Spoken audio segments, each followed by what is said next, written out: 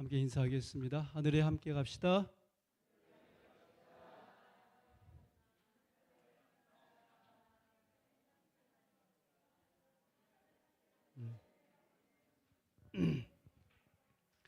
여러분이 보시는 이 화면은 송림욕장에서 바라본 하늘과 바다입니다. 참 멋지지요?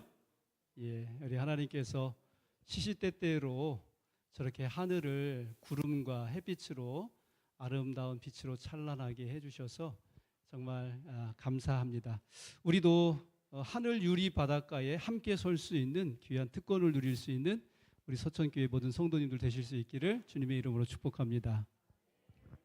오늘 저는 의사이신 예수님이라고 하는 제목으로 요한복음 5장을 본문으로 해서 하나님의 말씀을 증거하도록 하겠습니다. 함께 교독하도록 하겠습니다.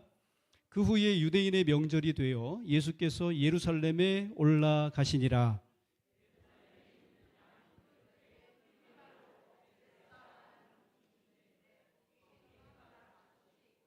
그 안에 많은 병자, 맹인, 다리 저는 사람, 혈기 마른 사람들이 누워 물의 움직임을 기다리니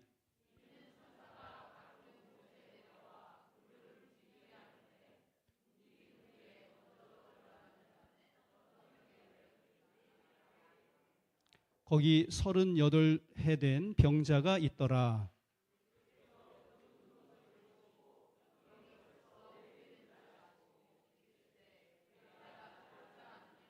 병자가 대답하되 주여 물이 움직일 때에 나를 못에 넣어주는 사람이 없어 내가 가는 동안에 다른 사람이 먼저 내려가나이다.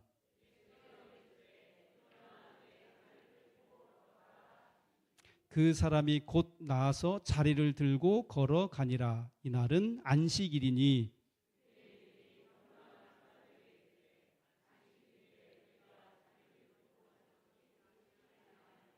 아멘. 여기까지 읽겠습니다. 지금 보시는 이 화면은 현재 예루살렘 성 안에 그 안나 교회 옆에서 발굴된 베데스다의 한 부분입니다. 지금 이 부분이 예수님 당시 사용되었던 물 저장고인데 가로 세로가 5-60m 정도 되는 크기입니다. 그러니까 이 주변 어디엔가에서 오늘의 본문의 배경이 되는 양문 곁에 있는 베데스다라고 하는 연못이 있었을 것입니다. 근데 그곳에는 물이 움직인 후에 가장 먼저 들어가는 사람이 어떤 병이든지 다 낫는다고 하는 이야기가 전해져 오고 있었습니다. 그래서 사람들은 그것이 사실인지를 확인하지 아니하고 각종 병으로 고생하는 많은 사람들이 그곳에 모여든 것입니다. 그 못의 이름인 베데스다는 히브리 말로 자비의 집이라고 하는 뜻입니다. 하지만 그 이름과 달리 이곳은 자비가 없었습니다. 물이 움직이면 제일 먼저 들어가려고 다투었기 때문에 힘없고 약한 사람들은 밀려날 수밖에 없었던 것이죠. 베데스다는 우리 사회의 경쟁적인 그런 모습을 상징적으로 보여주고 있습니다. 아프리카에는 이런 속담이 있다고 합니다. 매일 아침 아프리카에서 사슴이 눈을 뜬다. 그는 가장 빠른 사자보다 더 빨리 달려야 한다는 것을 안다. 그렇지 않으면 잡혀 죽는다. 매일 아침 사자가 눈을 뜬다. 그는 가장 느린 사슴보다 더 빨리 달려야 한다는 것을 안다. 그렇지 않으면 굶어 죽는다. 당신이 사자든 사슴이든 중요하지 않다. 매일 아침 해가 뜨면 당신은 달려야 한다. 우리 주변에도 사자처럼 힘이 세고 높은 자리에 있는 사람들이 있습니다. 그들 역시 하루를 아주 바쁘게 살아가지요. 그리고 사슴처럼 힘이 없고 낮은 자리에 있는 사람들도 마찬가지로 바쁘게 살고 있습니다. 이처럼 지위와 능력에 관계없이 모든 사람이 아침부터 저녁까지 바쁩니다. 왜요? 왜 바쁘지요? 우리가 경쟁 사회에서 살아가고 있기 때문입니다. 그런데 말입니다. 이 경쟁 사회에는 필연적으로 낙오자가 발생하기 마련이라고 하는 것이죠.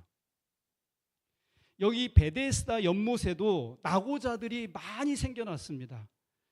그중 한 명이 38년 된 병자입니다. 예수님께서 그에게 다가가 물으셨습니다. 네가 낫고자 하느냐? 수많은 병자 중에 예수님께서는 왜 그 사람에게 찾아가셨을까요? 시대의 소망 220쪽에 이렇게 말씀하십니다. 구주께서는 가장 처참한 형편에 처한 한 사람을 보셨다. 그 환자는 홀로 쓸쓸하게 자기는 하나님의 자비에서 끊겼다고 생각하면서 오랜 불행의 세월을 보내왔다.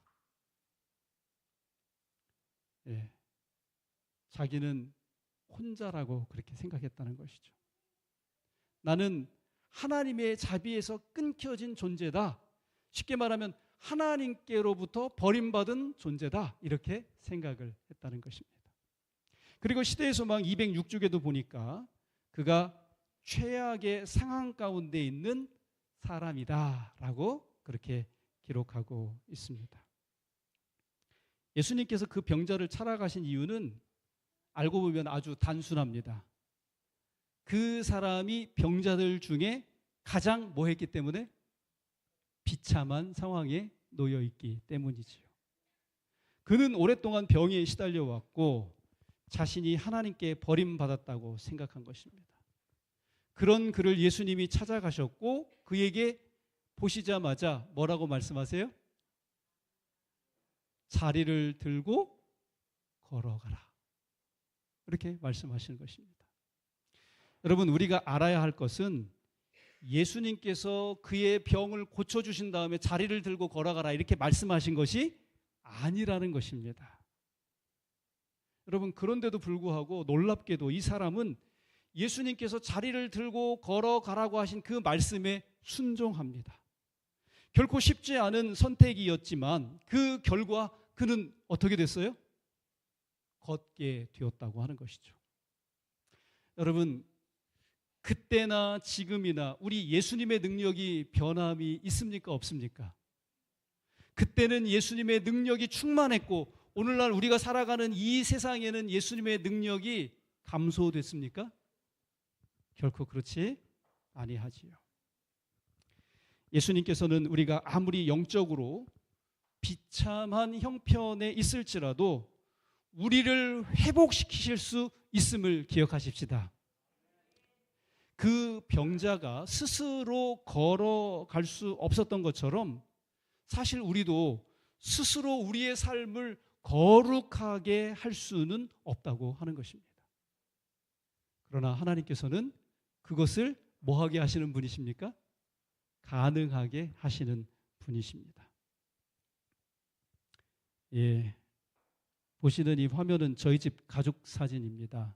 제가 여러 차례 우리 형제들 가족 사진을 이렇게 보여드렸는데 이 사진은 아버지께서 선생님께서 돌아가시고 난 이듬해 어머니 생신 때 찍은 사진 같습니다. 대략 제가 계산을 해보니까 한 15년 전 사진인 것 같아요. 여러분, 제가 어디 있는지 찾으셨어요? 제가 어디 있죠? 찾았어요? 찾았어요?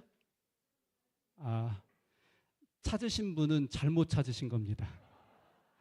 왜냐하면 이 사진은 제가 찍은 사진입니다. 예. 제가 이걸 찍었는데 어떻게 저희 가족들 식구가 꽤 되는 것 같습니까? 예, 꽤 되지요. 어머님, 아버님으로부터 시작돼서 5남매가 다 가정을 꾸리고 둘, 셋을 낳아가지고 이렇게 생활을 하고 있으니까 참 여러분, 가지 많은 나무에 뭐 잘 날 없다고요? 바람 잘 날 없다는 말처럼 저희 부모님께서는 생전에 계시는 동안에 저희 자녀들로 인하여, 손자 손녀들로 인하여 늘 노심초사 이렇게 사셨던 것이 틀림없는 사실입니다. 오늘 저는 저희 가족들 가운데 저의 막내 누나와 막내 매형 가정에 관한 이야기를 좀 들려드리려고 합니다. 막내 누나와 매형은 그 66년생인데 말띠입니다. 여러분, 두 사람 다 동갑내기 말띠니까 말 두 마리가 가로뛰고 세로뛰고 그러면 어떻게 되겠습니까? 예, 그만큼이나 이 가정에는 정말 많은 일들이 있었습니다. 특별히 뭐 저희 어머니 아버지가 이사를 많이 했기 때문인지 몰라도 저희 자녀들도 다 직업이 그래서 그런지 몰라도 이사를 정말로 많이 하는데 이 집도 만만치 않게 이사를 많이 하는 사람이었습니다. 근데 저희 막내 매형과 누나는 정말 공부를 잘하는 사람들이었습니다. 예, 저희 매형도 그렇고 누나도 그렇고 이렇게 학교 다니는 동안에 1등을 놓쳐본 적이 없는 사람들이었어요. 예, 그래서 저희 누나도 공부는 잘했지만 대학 갈 때 대학 갈 그 경제력 여력이 없어가지고 사실은 당시에 학교에서 이 부산 위생병원으로부터 장학금을 받을 수 있도록 그렇게 주선을 해주셔서 대학에 이렇게 갔습니다. 그래서 결국은 이제 이 두 사람이 이제 가정을 꾸리고 잘 살았는데 그 자녀들은요, 아무리 잘 기르고 노력하려고 기도하고 신앙 안에서 키운다고 해도 부모님 뜻대로 돼요, 안 돼요? 안 돼요. 여기에 그 중에 그 아들이 있고 딸이 있습니다. 거기도 남매를 두었는데 이제 그 아들이 결국은 문제가 생겼어요. 근데 어렸을 때부터 보면 굉장히 총명하기는 했는데 몸이 좀 약했었어요. 그런데 이제 이 친구가 뭘 좋아했냐면 게임을 참 좋아했어요. 그러면 이제 어디에 빠지게 될까요? 게임에 빠지게 되죠. 게임에 빠졌다는 얘기는 어떻게 됐다는 얘기예요? 중독이 됐다는 거죠. 그러면 컨트롤이 잘 됩니까? 안 됩니까? 생활도 엉망이 되지요. 그래서 정말 이 두 사람, 본인들은 학교 다닐 때 항상 뭐 내로라 하는 사람이었는데 자녀가 이게 공부에 열심히 안 하고 게임에 빠져서 그러니까 부모가 참 얼굴이 체면이 아니잖아요. 그죠?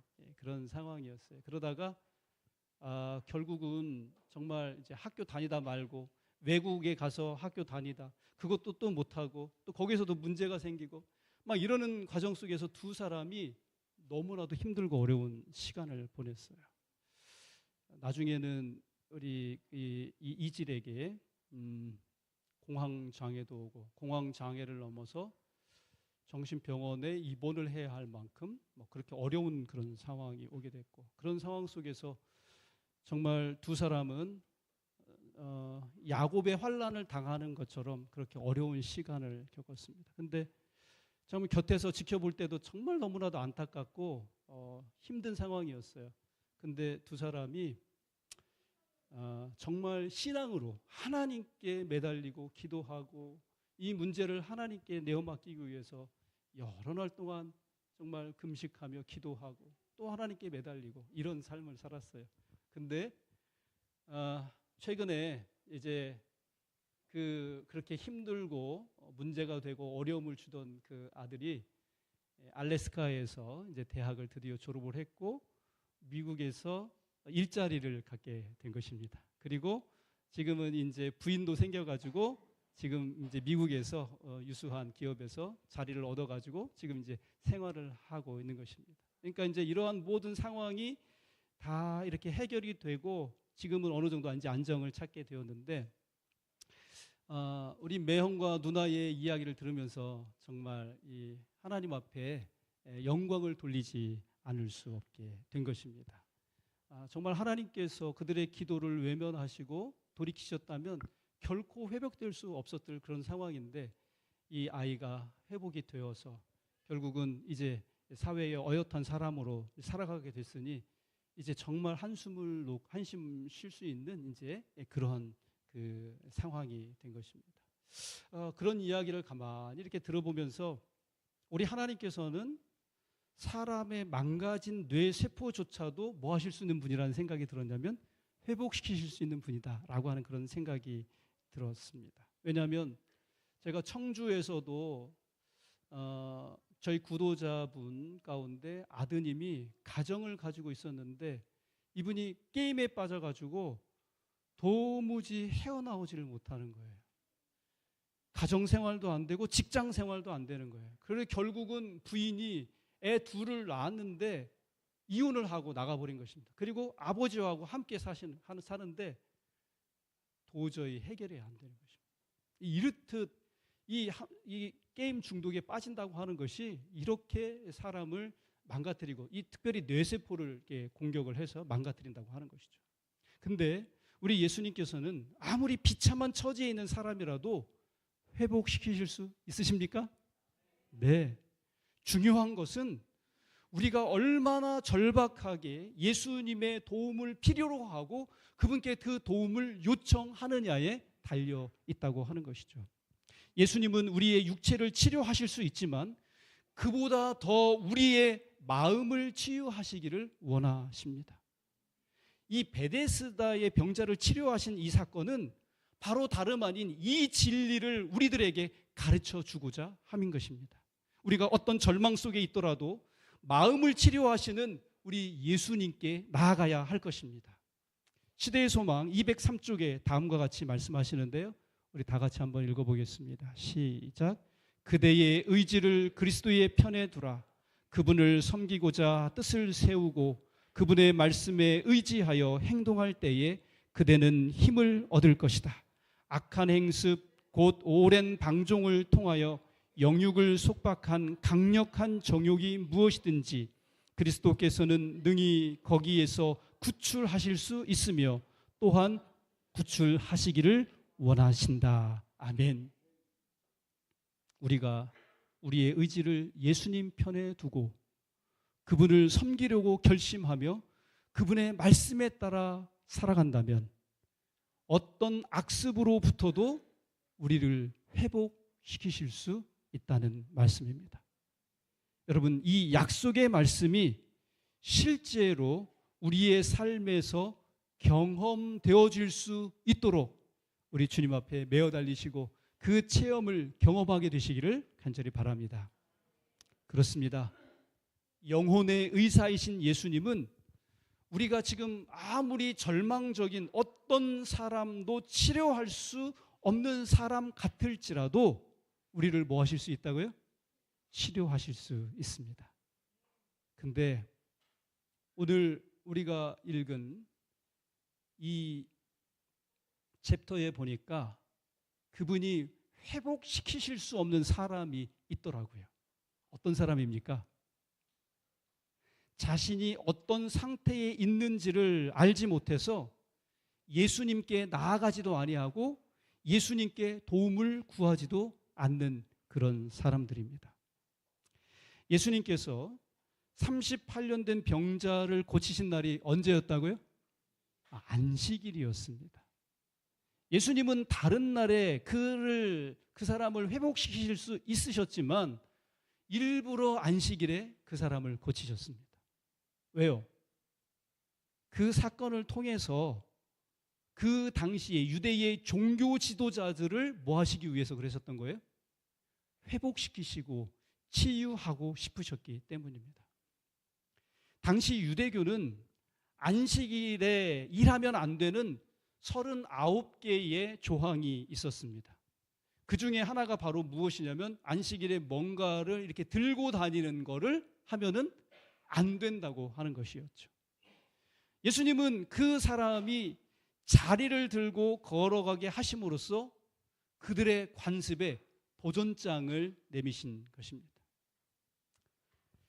그로 인해서 예수님은 산헤드린 앞에 소환되시게 됐는데 안식일을 범했다고 고소하는 이 바리새인들에게 예수님께서 뭐라고 말씀하셨냐면 이렇게 말씀하십니다. 내 아버지께서 이제까지 일하시니 나도 뭐한다? 나도 일한다.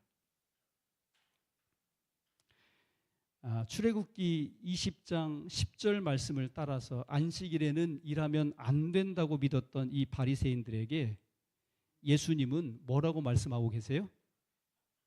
하나님 아버지를 따라서 나도 뭐 한다? 일한다. 이렇게 말씀하시는 것입니다. 여러분, 이게 지금 뭐 하는 장면 같아요? 예? 총파업. 예, 총파업하는 거죠. 우리 성도님들에게 뭐 이 자리를 빌어서 좀 말씀을 드려야 되겠네요. 제가 올해와 내년 그리고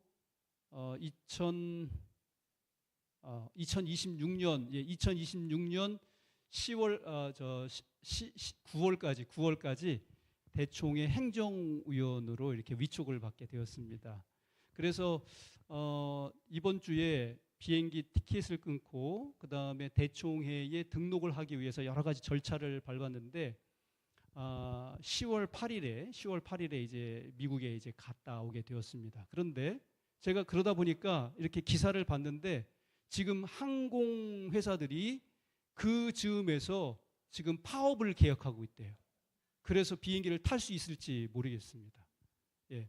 근데 여러분, 화물연대나 이 철도 파업 등으로 인해서 열차 운행이나 물류 수송 혹은 비행기를 타고 외국을 가야 되고 고향을 가야 되는데 가지 못해서 불편을 겪어보셨던 적 있으십니까? 뭐 우리 성도님들은 그런 분이 안 계실지 모르겠지만 그런 상황에 맞닥뜨렸던 사람들이 있어요, 없어요? 만약에 그런 상황이라면 그 불편함은 이루 말할 수 없이 힘들 거라고 하는 것이죠. 만약 여러분 하나님께서 안식일에 일을 멈추시면 어떻게 될까요? 예? 이 온 우주 삼라만상을 하나님께서 돌아가시도록 일하시지 않으신다면 이 삼라만상에 존재하는 모든 생명체들은 어떻게 되는 것입니까? 태양이 안식일에 빛과 열을 내지 않으면 어떻게 되는 거죠? 구름이 비를 내리지 않고 숲의 나무들이 광합성을 멈추고 산소를 만들지 않으면 어떻게 되는 겁니까? 하나님이 잠시라도 이 하나님의 운행하시는 손길을 멈추시면 인간은 한순간도 살아갈 수 없다고 하는 것이죠. 우리는 하나님이 안식일에도 일하고 계시기 때문에 우리의 생명을 유지할 수 있는 것입니다. 따라서 안식일에는 꼭 필요한 일, 특별히 사람을 살리는 일을 해야 합니다. 유대 종교 지도자들은 이 진리를 이해하지 못하고 있었다고 하는 것이죠. 예. 이분은 그 청주중앙교회 남자 집사님이신데요. 어제 보니까 그 청주지구 교회들 5개 교회가 모여서 그 연합 찬양 발표회를 하는 시간을 갖더라고요. 근데 이 집사님에 관해서 오늘 제가 좀 말씀드리고 싶은데, 이 집사님은 그 태백이라고 하는 곳, 황지 태백이라고 하는 곳에서 중고등학교까지 나오신 분입니다. 근데 그때까지 이분이 장로교회에 다니셨던 분이에요. 장로교회에서 학생반, 청년반을 얼마나 열심히 이렇게 지도하고 인도했는지 모릅니다. 근데 이분이 그러다가 어두움이 빛을 이기지 못하더라라고 하는 신계원 목사님이 쓰신 그 책을 아주 누가 버린 건지 헌책방에서 아주 싸게 그냥 이렇게 사서 집에 갖다 놨다가 나중에 이거를 보게 된 거예요. 그래서 안식일을 깨닫게 되고, 그래서 자기 발로 어디로 오신 분이냐면은 안식일 교회를 찾아온 그런 분입니다. 근데 이분이 대학을 이 충북대학교 청주에 와서 다니다가 중퇴를 했어요. 더 이상 자기를 도와줄 수 있는 그런 형편의 가족들이 없어가지고 중단을 했는데, 그럼에도 불구하고 교회에서 얼마나 헌신적으로 일하는지 모릅니다. 근데 제가 청주에 있을 때인데 한 안식일에 이분이 교과에 기록된 그 유대인의 안식일 준수 문제 가운데 좀 문제가 있는 걸 이렇게 지목하면서, 예를 들면 이런 거예요. 자기는 안식일을 잘 지키기 위해서 다른 사람은 안식일을 범하게 하는 그런 행동. 유대인들 그렇게 했죠. 여러분 아십니까? 비근한 예로 이런 거예요. 그 사람들은 안식일에 불도 안 끄거든요. 근데 이렇게 하냐면 촛불을 이렇게 갖다 놔요. 그리고 지나가는 사람이나 하인을 불러가지고 어떻게 하냐면은 그 촛불 앞에 서게 해요. 그리고 그 유월절을 뭐라고 하는지 크게 말하라고 합니다. 그 유월절이 히브리 말로 뭐라 그러는 줄 알아요? 따라해 보세요. 파샤. 그 입김이 많이 나가요, 안 나가요? 그렇게 해가지고 촛불을 껐다는 거예요.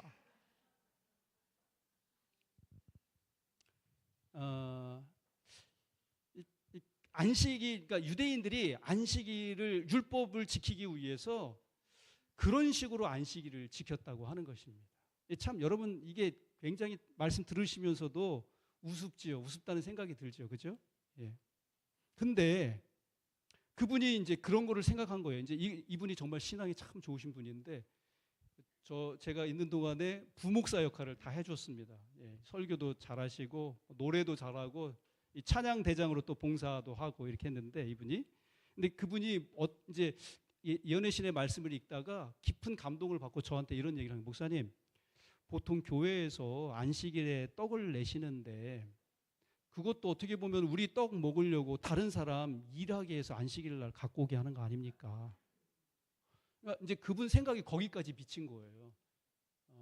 저는 이분이 그렇게 생각해서 그분을 비난하려고 그러는 게 아니라 참 그분의 생각이나 마음 자세가 굉장히 참 좋다. 이걸 말씀드리고 싶어서 이 얘기를 하는 것입니다. 근데 우리 성도님들은 이 문제 어떻게 생각하세요? 우리 교회도 안식일에 떡 갖고 옵니까? 물론 이제 주문은 우리가 금요일 날 하죠. 미리 예약을 해서 그때 갖다 주십시오. 그렇게 해요. 그러니까 그분들은 그거를 우리에게 뜨거운 떡을 갖다 주기 위해서 언제 일을 하시는 거예요? 새벽에, 그죠? 안식일 새벽에 그걸 하겠죠. 근데 그럼 이걸 어떻게 해야 되죠, 우리도? 예.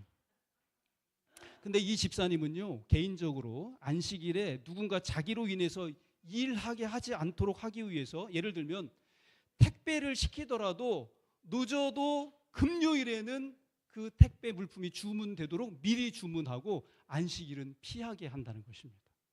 저는 그런 얘기를 처음 들어봤거든요. 사실 그거 생각을 안 했었는데 그날 그분의 이야기를 듣고 깊이 한번 생각을 해보게 되었습니다. 그리고 그분과 함께 그날 우리가 안식일에 무엇을 하고 무슨 일을 할 수 있을지에 대해서 정말 깊은 시간, 깊게 토론하는 그런 시간을 가졌습니다. 자, 우리 재림 성도들에게 안식일은 어떤 날일까요? 여러분, 재림 성도들은 어떤 날입니까? 텔레비전 안 보는 날, 신문 안 보는 날, 일하지 않는 날, 예. 뭐 안 하는 날이죠? 예? 물건을 사고 팔고 뭐 이런 거 안 하는 날.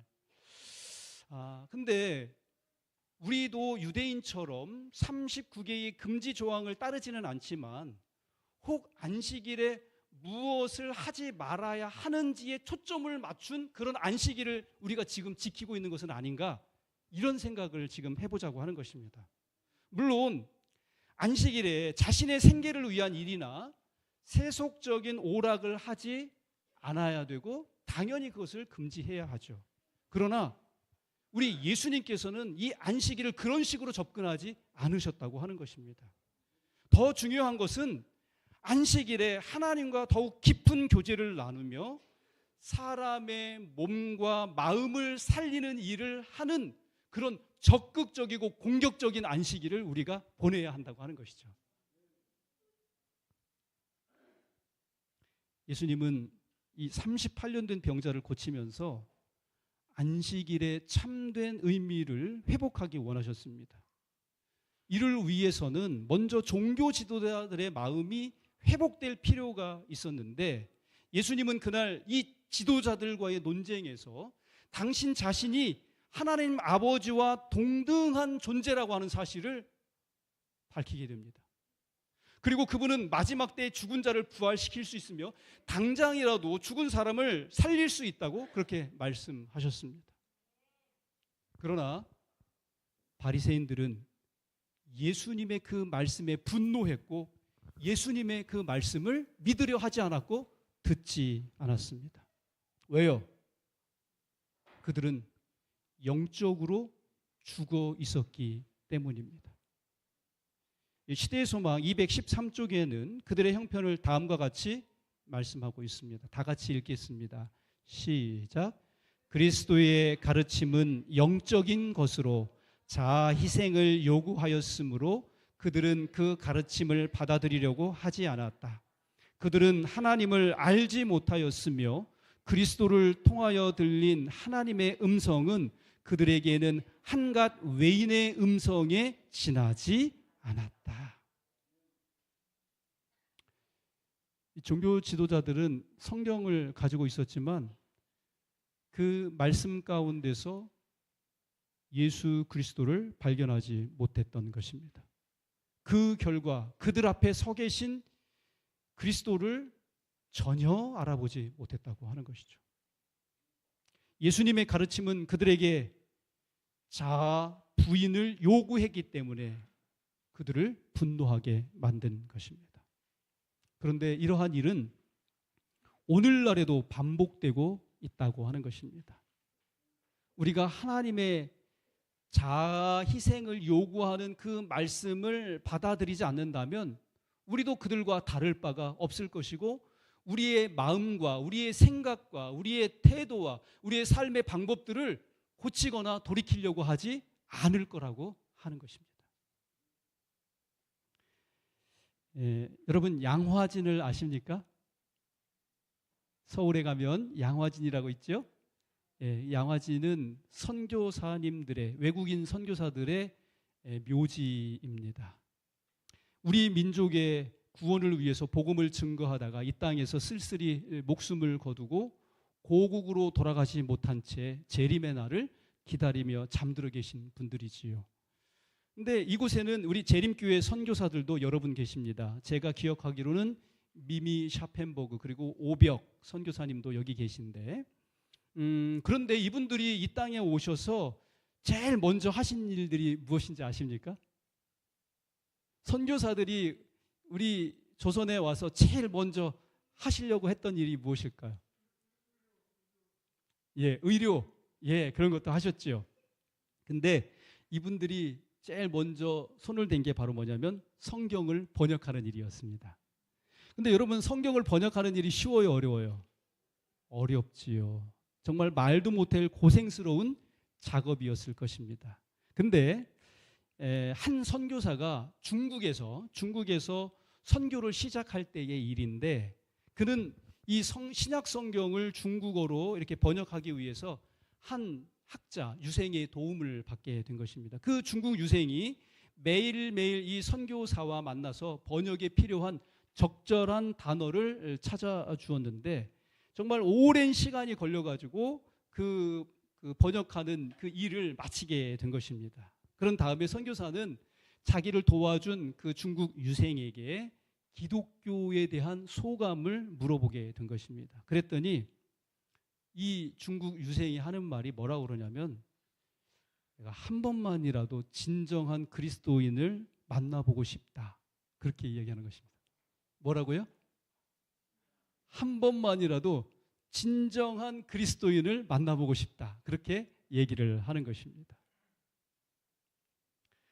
그 말에 선교사가 뭐라고 이야기하냐면 내가 그리스도인이라고 내가 그리스도인인데 내가 그토록 당신과 오랫동안 그렇게 있었는데 내가 그리스도인이라고 그렇게 얘기하는 것입니다. 그랬더니 그 사람이 뭐라고 얘기하냐면 이렇게 얘기하는 거예요. 아니에요. 당신은 그리스도인이 아닙니다. 나는 당신과 오랫동안 일했지만 당신이 남을 험담하는 것을 여러 번 들었습니다. 성경에는 그렇게 기록되어 있지 않습니다. 사랑하면서 악평할 수는 없습니다. 당신은 염려로 인해 초조해한 적도 많습니다. 기쁨이 충만한 모습을 당신에게서 보지 못했습니다. 그리스도인은 결코 그렇게 행동하지 않습니다. 만약 당신이 정말 그리스도인이었다면 나는 당신을 보고 그리스도인이 되고 싶었을 것입니다. 여러분, 이 말을 듣고 선교사가 어떻게 됐을까요? 충격을 받았겠죠. 자신을 깊이 돌아보게 되었다고 합니다. 그는 자아 희생을 요구하는 말씀을 받아들이고 하나님 앞에 깊이 회개했다고 합니다.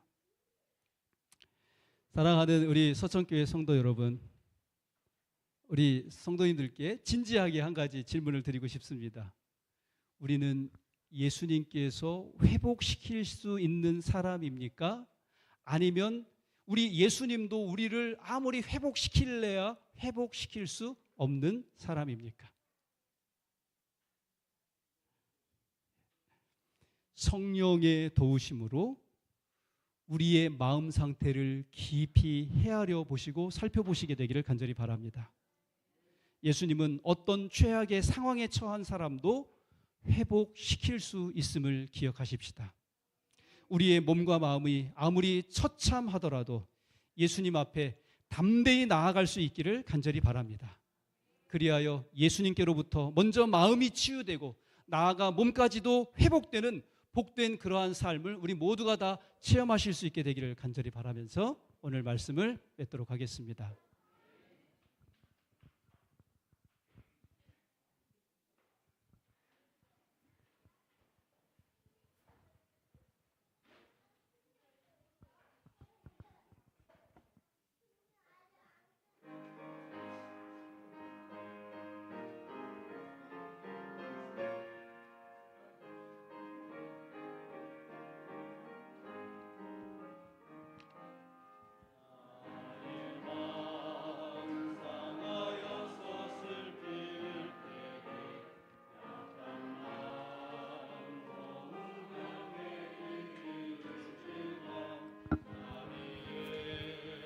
하나님이 함께 하시면 모든 슬픔 기쁨이 되리. 내가 울 때 나의 주님 함께 우시고 약해질 때 강하여라 용기 주시며 내 곁에서 항상 함께 동행하시는 사랑의 주 예수님 보리. 나의 맘에 거센 풍파 엄습할 때에 험한 길 가시밭길 아플지라도 구원의 주 예수님이 함께 하시면 모든 슬픔 기쁨이 되리. 나를 위해 모든 죄를 짊어지시고 십자가에 보혈로써 대속해 주사 한 마리의 흠이 없는 어린 양 되신 사랑의 주 예수님 보리. 천국 길은 좁고 좁아 힘이 들어서 외롭고 쓸쓸한 길 많을지라도 영원하신 하나님 함께 하시면 모든 슬픔 기쁨이 되리. 예수님의 겟세마네 피땀 흘리신 고귀하신 기도 모습 생각하면서 나를 위해 중보하고 신원하 사랑의 주 예수님 보리.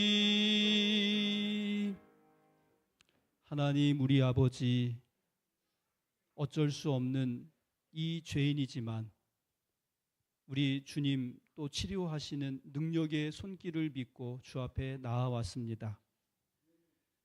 우리의 마음을 고쳐주시고 우리의 육신을 온전케 하사 하나님의 뜻을 받들어 살아가는 주의 신실한 자녀 될 수 있도록 저희에게 은혜를 베풀어 주시옵소서. 그 사실을 믿고 주 앞에 마음을 완강히 고집하지 않는 그런 사람 되도록 주님 저희를 불러주셔서 감사합니다. 돌아온 한 주간에도 우리 주님 곁에서 주의 말씀 들으며 선하신 음성 따라서 저희가 주의 뜻대로 살아가는 주의 신실한 자녀들 다 될 수 있도록 복내려 주시옵소서. 예수님 귀하신 이름으로 기도합니다. 아멘.